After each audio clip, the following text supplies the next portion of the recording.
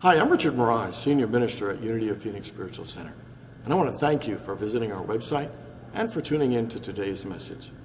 If you feel inspired by today's talk, I really encourage you to make a donation by hitting that button below and making a contribution to this ministry. It'll allow us to continue these messages online and to do the great work we do here at Unity of Phoenix, which is to inspire people to live better lives. So thanks for tuning in, thanks for your support, and we hope to see you at a Sunday real soon. All right, good morning again, everyone.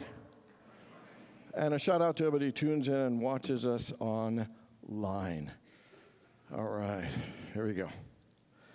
So one night, a wife found her husband standing over the crib silently, and she watched as he looked upon the sleeping infant. And his face reflected a whole range of incredible emotions. He was in awe, he was amazed, disbelief, doubt, delight, enchantment, skepticism. And the wife was so touched by this deep display of emotion and heartfelt feelings that she walked over to him and slid her arms around his waist. Her eyes were filled with tears, and she said, "Penny for your thoughts?" And he said, "It's amazing. I just can't believe how they can make a crib so structurally safe for only $46.50. That's a bad joke. All right. So today we're going to talk about emotions. You know, emotions are a vital and important and very, very significant part of our lives. And the reality is that sometimes emotions can be very intense. They can be very painful. You know, emotions can sometimes be very overwhelming and scare us because they sometimes can make us feel very vulnerable. And so sometimes we don't know how to deal with our own emotions. Sometimes we don't know how to deal with other people's emotions. Emotions can sometimes make us a bit uncomfortable and a bit uncertain as to how to truly navigate it. How many people here have ever let your emotions get the best of you and said something you later regretted? You know, how many people have ever had a hard time fully expressing your emotions and sharing your feelings with someone you really wanted to share them with? You had a tough time. How many people ever had some of your emotional stuff come up for several days, and at the end of those days, you felt emotionally drained and exhausted? You know, in our culture, we really praise thought over emotion. You know, thinking and logic and reasoning, you know, abstract thinking and math skills, all the elements of classical intelligence are seen as superior and more significant as an indicator of a happy and successful life. You know, academic abilities and being book smart is really seen as a key and the key to happiness and success. And when it comes to emotions, sometimes we dismiss our emotions, not only because they're uncomfortable for us, but sometimes we just think it's a sign of weakness. You're just too emotional.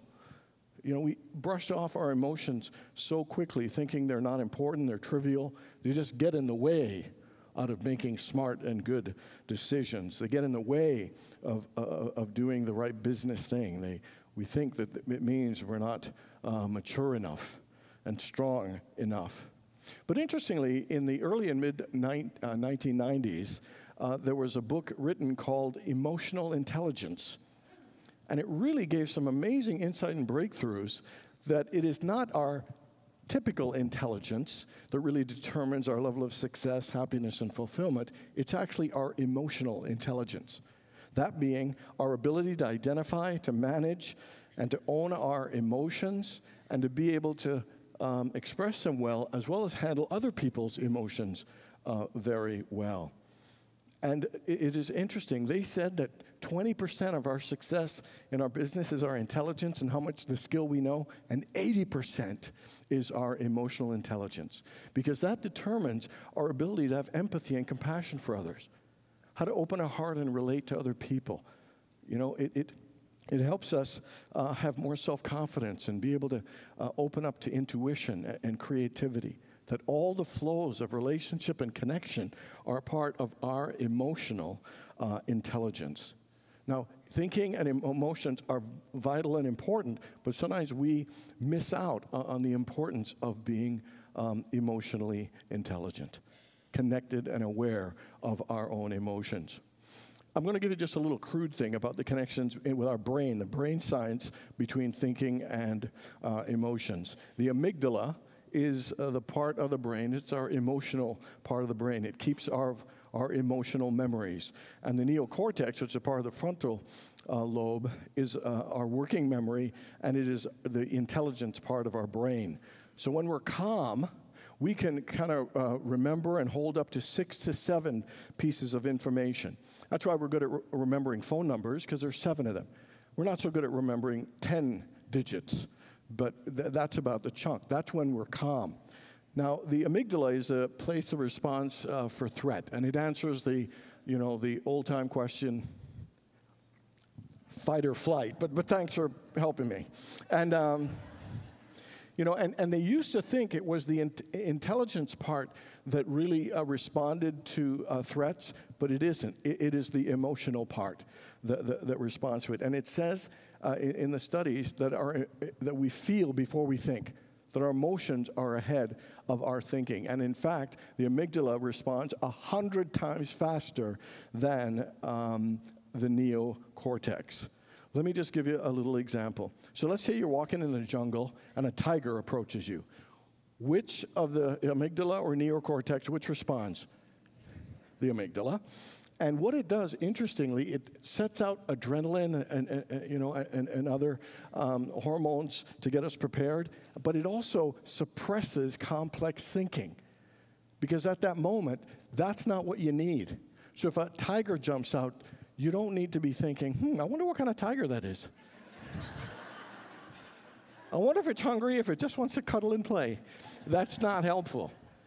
And so but what happens, though, is that reducing of complex thinking can sometimes have us act from a place where we do a default behavior or say something that may not always be the most skilled thing or the beneficial thing to say. Let me give you an example. Have you ever said or thought an experience, I was so angry I couldn't think straight? Anybody have that? Well, that's why. The emotion was so strong, it suppressed the thinking, and we weren't able to think straight. A couple other examples. Ever got an email that annoyed you? You wrote a very quick response. You hit send all, and an hour later you thought, oh, my God, why did I send that? When we got calm again, we thought, and I'm sure we've all been in arguments where we said something in the heat of the moment, we got triggered, but then afterwards we realized, that was not a kind and thoughtful thing to say. So these are some of the challenges and balances with thinking and emotions that we have to do. But the good news is we can learn how to handle our emotions in a more healthy and more effective way. Interesting, even though there was a breakthrough in the early 1990s, in 1920 there was a study done that actually showed that intelligence, real effective intelligence, is actually connected to our social relations. And so here are the 4 areas. It's to understand and express our own emotions, to perceive and understand the emotions and support others in their emotions. The third is to regulate our own emotion, how to process and determine the best course to express. And then the last one is to use emotion to maximize our own performance. How many people would say that at least one area of how you understand and express and experience your feelings and emotions that you could do a little bit better? Anybody? Okay, great. So we're in the third of our 4-week series called Game On.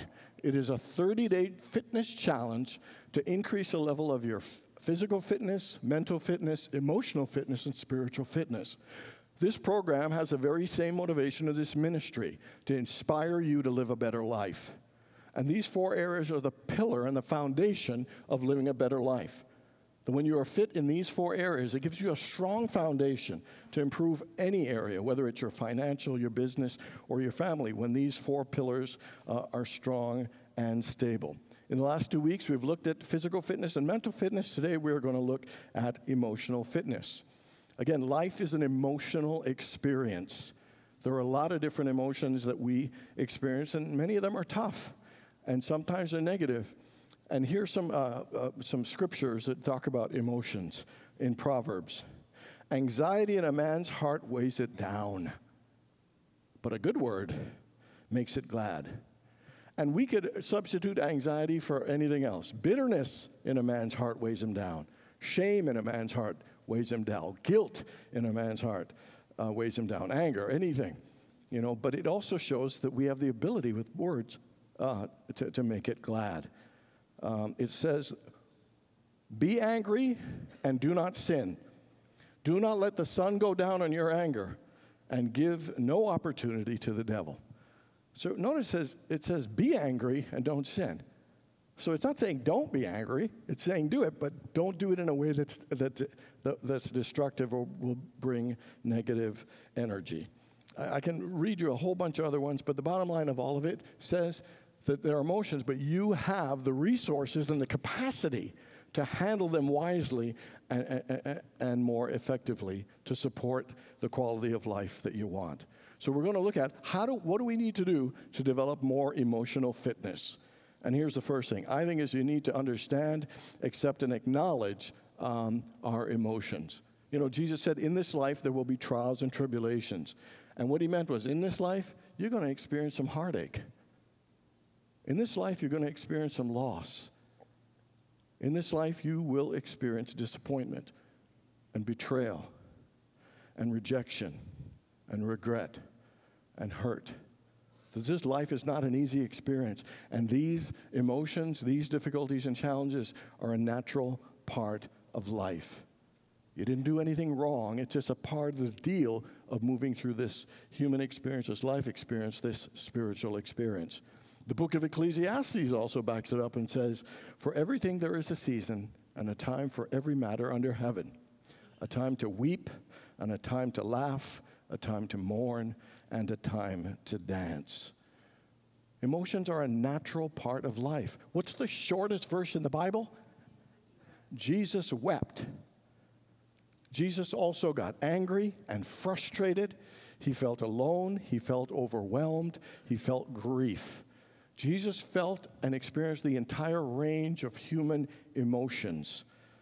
And so with all that evidence showing that emotions of all kinds are a natural part of life, look at the way we respond with these three things. Number one, we tend to deny and pretend and stuff down our emotions. We try to hide and pretend we're not hurt. We try to not feel whatever it is that we're feeling. The second thing we do is we tend to label it as bad. Like crying is bad and showing emotion is bad. You know how many funerals I've done where I'd had somebody actually sharing at the eulogy, they started to cry and the first thing they do is apologize. I'm so sorry. I didn't mean to do that. You think the safest place in the world to cry might be at a funeral, and yet we don't give ourselves permission, still in some way labeling it as a bad thing. And then the third one is we judge ourselves for feeling those feelings. Sometimes when we feel ashamed, then we blame ourselves for our shame. And then we think that it's lame that we blame for our shame. And then we tame the lame blame for the shame, and it goes on forever. We're sad, then we're mad that we're sad, then we feel bad that we're mad that we're sad. I mean, it just goes on.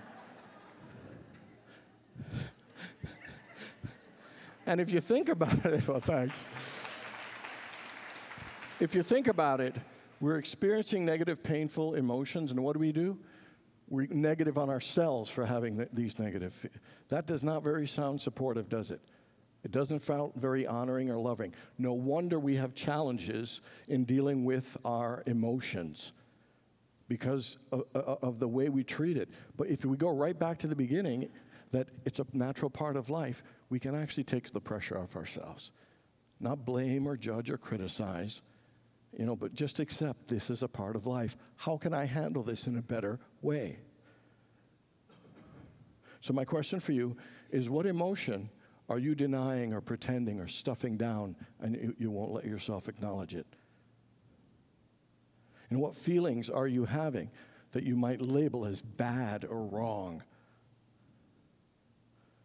And again, what emotions that are you feeling that you're judging yourself harshly for having and feeling? Because what we need to do is to let that go and find a level of peace and acceptance with whatever it is that we're feeling or going through. Sometimes when we keep denying and stuffing our feelings, it's a sign that we're disconnected from what we actually feel. And we need to begin to train ourselves to find out, what am I feeling right now? To literally ask that question. What am I feeling right now? What's really going on inside of me? And to begin to admit and be honest about what's going on with us. Because it's necessary, it's vital, it's healthy, and it's important for us to do that. So understand, accept, acknowledge, and let it help you have a self-awareness of what's really going on, allowing yourself to feel it without judgment and without pretending, without labeling. And then the next one is to learn to actually feel and heal and begin to process and develop a strategy how to utilize it and move through it. You know, this patient said to his therapist, "All you ever do is ask me about my feelings." And the therapist said, "And how does that make you feel?" And so, you know, it's interesting. We are taught, mathematics and science and how to do a lot of things, but in school we really aren't taught with how do we deal with our emotions. How do we deal with our grief and our disappointment and our pain? You know, the only thing we kind of get taught as young men is big boys don't cry. And that's not exactly the most helpful thing when a young person is hurting. So we need to know how to begin to feel, to heal, to process, our emotions, because it's amazing how quickly we can suppress and not let ourselves feel. I was watching a documentary called The Kindness Diaries, very touching. You should check it out on Netflix. Beautiful guy traveling around the world with no money, just responding on the kindness of others. And there was a particular scene with a homeless man being very helpful to him. And I wanted to cry, and the first thing I did, I bit down on my teeth. I'm sitting home alone, and I'm like fighting tears. Like it was put up on the screen for the entire world to see. I mean, it is amazing how we do those things. We so are afraid sometimes to let ourselves feel our hurt, to not go to those places where we feel wounded, not into those dark areas. We treat it almost like, you ever stuff a closet and it's so full you don't even want to open it up? Because you're afraid things will fall out and it'll just fall apart. So what we do, we stop ourselves from even going there at all. And while it seems cute and clever and it looks like everything's all together, inside we're hurting. Inside we're dying. Inside we're suffering. That pain is weighing us down and undermining our level of happiness and success. You know what I mean? There's a ball of unresolved hurt and pain in all of us that we rather just keep there, than allow ourselves to feel it. In the book of Matthew, in the Beatitudes, it says, "Blessed are they that mourn, for they shall be comforted." And what it's saying is you have to go through the mourning process, and you will have comfort and healing. It says, "Yea, though I walk through the valley of the shadow of death." And you have to walk through it. You can't run, you can't hide, you can't pretend. That you have to let the pain and those emotions move through us. Everybody ever did yoga and you're in an uncomfortable pose and they say, just breathe through it. I was having a massage last week, a guy putting on his elbow into a tight muscle. I was in excruciating pain. He had the nerve to just say, just relax and breathe through it.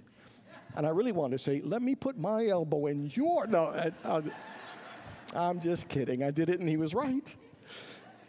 I mean, I even had some surgery on my hand. They had to put a needle in my finger. And they said the same thing. Just relax and breathe through it. And it's right. And the point I'm trying to make is pain and all emotions need to pass through us. And then they won't hurt us. It is when we block it and hold it, that's when the problems come. It blocks our peace and the flow of love and joy. And sometimes just doing a simple thing like this. Right now I'm feeling sadness. And just let yourself breathe through it. Right now I'm feeling hurt and betrayal. And just breathe yourself through it. It won't hurt you. It'll just move through you. And you have to experience, you have to let it move through you. Just keep breathing and just letting it move through you. And then there's some other techniques for us to feel, to heal, and to release. And one of them could be journaling, just to write it down, just to get it out. Another one is to go see a therapist and talk it through. Another one is, and the most important one to me, is meditation. The more you give it to God and surrender it, the more you'll be healed at levels that you don't even realize.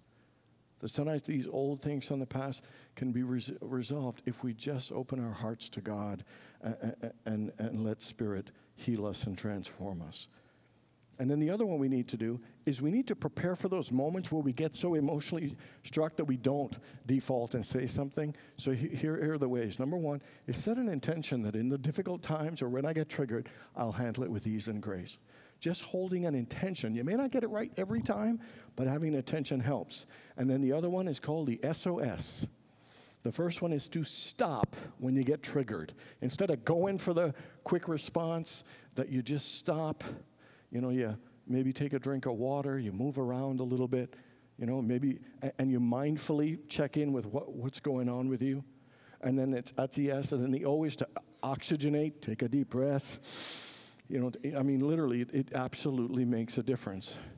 And then the other one, S, is to seek whatever it is you might need to help yourself respond to that. One of the ones that I found has really helped me, if I'm in a tight situation like that, I'll say, you know what, let me just think about this, and then I'll get back to you. Or let me pray on it. Or just give me a little time. I feel like I'm not in that place to make that decision yet.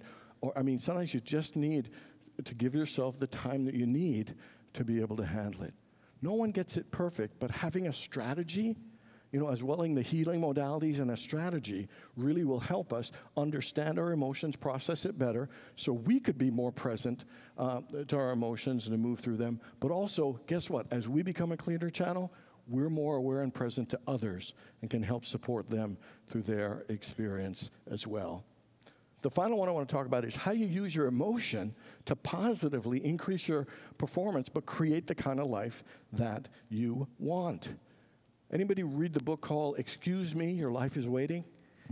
It is a book by Lynn Grabhorn, and basically the premise is you don't get what you want or you think, you get what you feel.